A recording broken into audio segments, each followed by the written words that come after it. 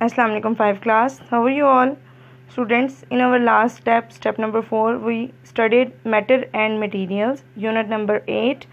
Let's start our next step number 5. Students, in this step, we will study unit number 3, the plant world. Let's start reading. Students, plants किसको कहते हैं? Plants बेटा उसको कहते हैं तमाम दुनिया में पाए जाने वाले पौधों को कहते हैं बेटा। आपको पता है प्लांट्स के मेन पार्ट्स कौन कौन से होते हैं? किसी भी पौधे में रूट्स पाई जाती हैं, स्टेम, लीव्स पाए जाते हैं, पत्ते जिसे कहते हैं आप।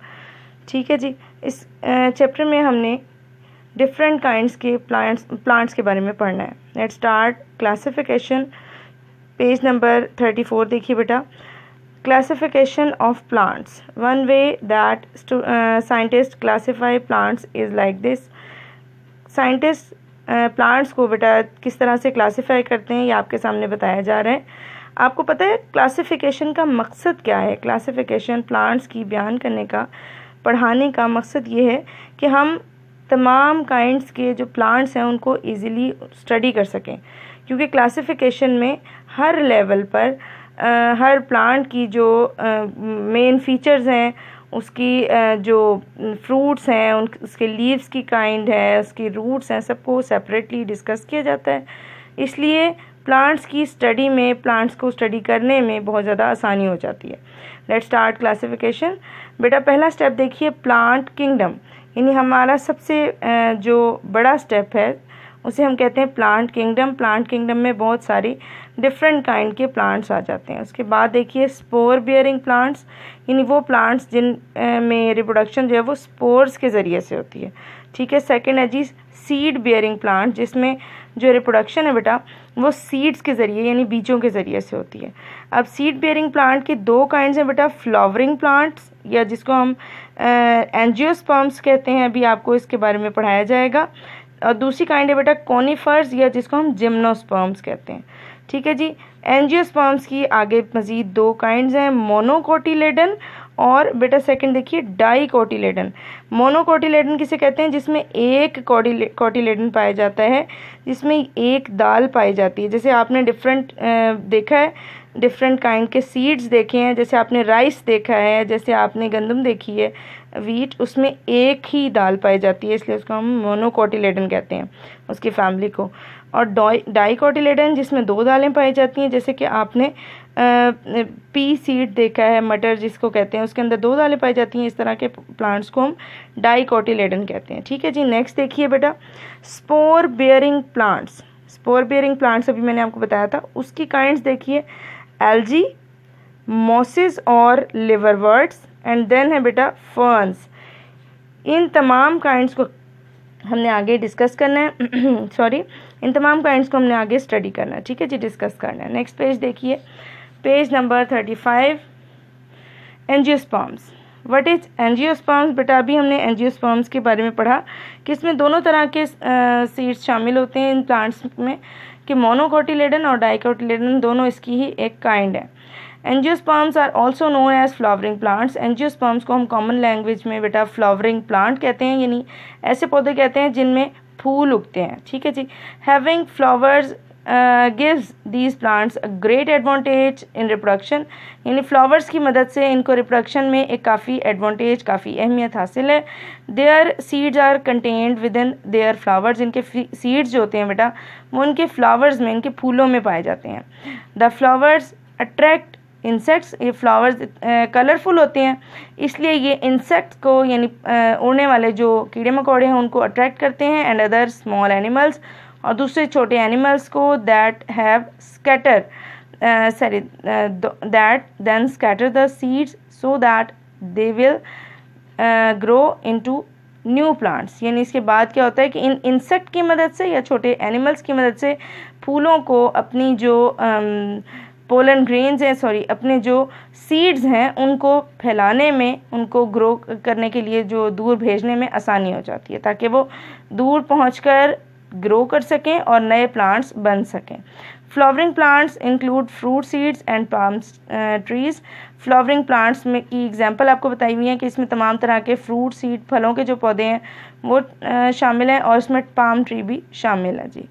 इसके बाद देखिए इसकी काइंड्स हमने अभी पढ़ी थी। Gymnosperm, gymnosperm have transportation system. Gymnosperm में बेटा ट्रांसपोर्टेशन सिस्टम पाया जाता है एंड सीड्स और सीड्स भी पाए जाते हैं लाइक एंजियोस्पर्म, एंजियोस्पर्म की तरह, but they do not have flowers. लेकिन जिम्नोस्पर्म में फूल नहीं होते, सिर्फ दोनों में फ़र्क ये है, ठीक है जी। Instead they have other ways to store and scatter their seed. इनके पास सीड्स को स्टोर करने और सीड को फैलाने के लिए दूसरे मेथड्स होते हैं, ठीक है जी। Among the types of gymnosperms are conifers. इसकी टाइप है बेटा, इसकी एक किस्म है कॉनिफर, जिसको हम डिस्कस करेंगे। कॉनिफर लव्स, कौन से निकला है, कहाँ से निकला है, कौन। ये आप देख रहे हैं इसके अंदर, देखें बेटा ये प्लांट के ऊपर मुख्तलिफ कौन टाइप के मटेरियल ये देखें लगे हुए हैं ब्राउन से कलर के, ठीक है जी। इनको हम कोन्स बोलते हैं और इन कोन्स के अंदर जो हैं वो सीड्स पाए जाते हैं, ठीक है। इसकी एक कॉमन लाइफ की एग्जांपल मैं देना चाहूँगी। जो आप नट्स खाते हैं उसमें एक वर्ड आपने सुना होगा चिलगोज़ा,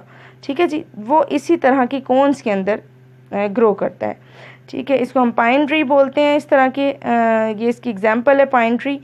देखें जी, कोनिफर्स हैव कोन्स। कोनिफर में कोन्स होती हैं and needle on their branches. उनके ऊपर ये देखें प्लांट जो पत्ते हैं ये नीडल शेप के हैं, ठीक है जी। दे आर एवरग्रीन, ये एवरग्रीन है यानी ये पूरा साल इसी तरह से मतलब सरसब्ज रहते हैं, इसी तरह से ये ग्रो करते हैं। विच मीन्स यानी ये कोई सीजनल नहीं है, ये पूरे साल चलने वाले पौधे हैं।